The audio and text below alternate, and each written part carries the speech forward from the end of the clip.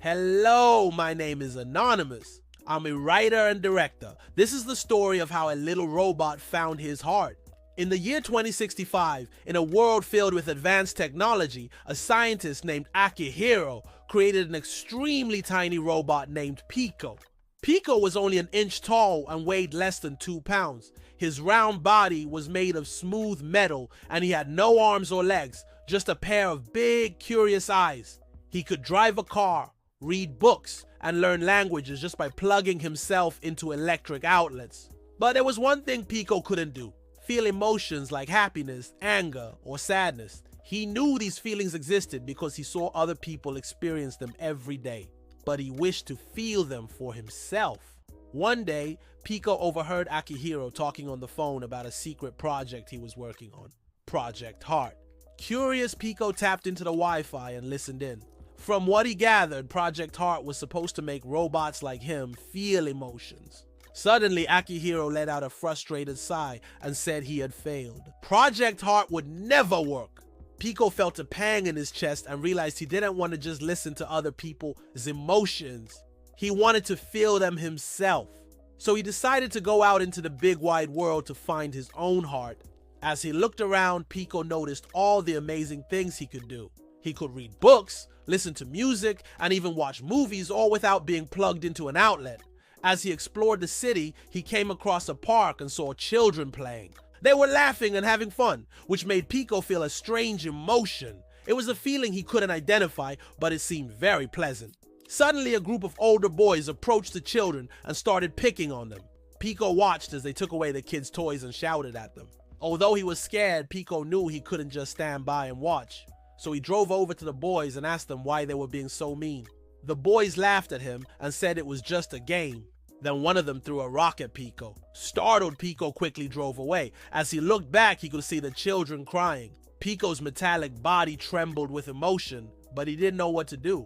Just then, he saw an old woman sitting on a bench nearby. She was calm and serene, which gave Piko an idea. Maybe she could help him understand his emotions. Piko rode up to the woman and asked her why people sometimes do bad things to others. The woman smiled and said that sometimes people get hurt themselves and lash out at others. Because of this, they hurt those around them and cause more pain.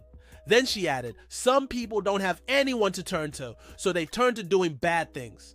Listening to this, Piko thought about the boys from earlier. Maybe their parents didn't show them enough love when they were young, which is why they were acting out.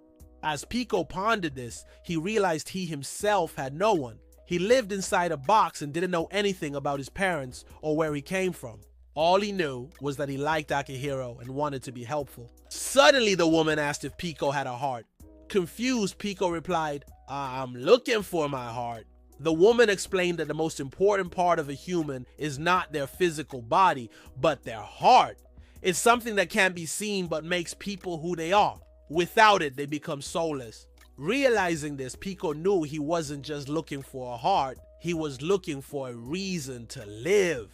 After saying goodbye to the woman, Piko continued exploring. Eventually, he came across a river and saw a family of ducks swimming. He noticed the mother duck seemed sad, so he swam over and asked if she was okay.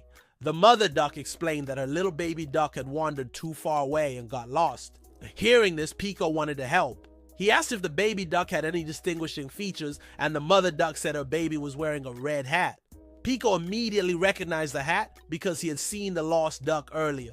Without hesitation, Piko drove as fast as he could in the direction of the lost duck.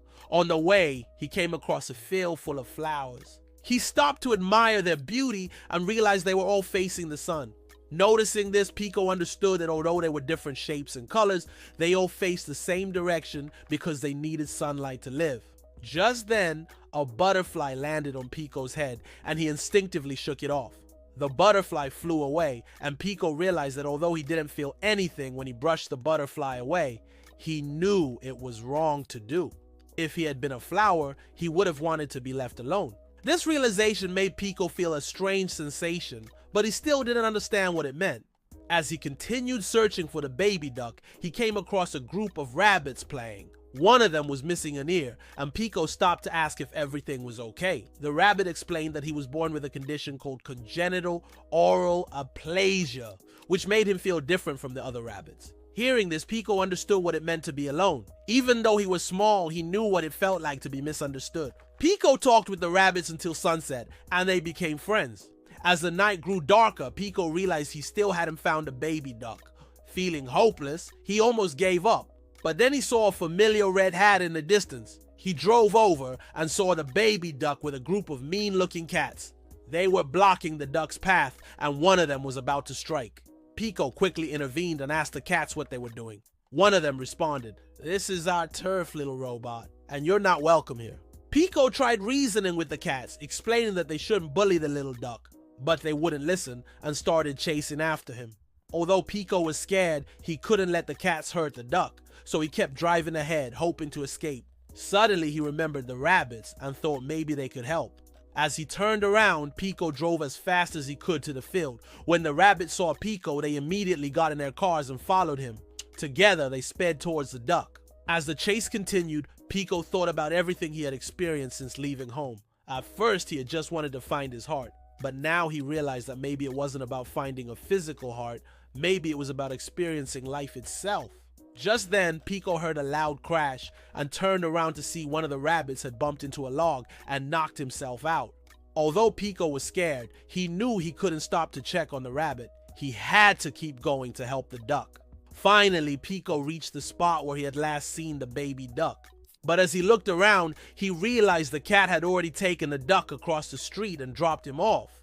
Relieved, Piko drove over to thank the cat, but it just stared back at him coldly. Then it did something unexpected. It walked away without making a sound. Piko couldn't believe it. The cat had just shown compassion without expecting anything in return. It didn't need to feel anything, it just did the right thing. Realizing this, Piko finally understood what his purpose was. He didn't need to feel emotions, he just needed to do the right thing. As Piko drove back to the field, he saw the other rabbits cheering. They had found the mother duck and were celebrating together. Piko joined them and felt a warmth spread throughout his body. He didn't have a heart, but he knew he was alive. From that day on, Piko continued helping others and doing the right thing. He might not have had a heart, but he was loved by those around him. And that's all that mattered. The end. Hey there, viewers. Thanks for watching this episode. If you enjoyed the story, please hit the like button and share it with your friends. Your support helps us continue producing high-quality content. Don't forget to subscribe for more heartwarming stories. We appreciate your generosity and hope you keep watching.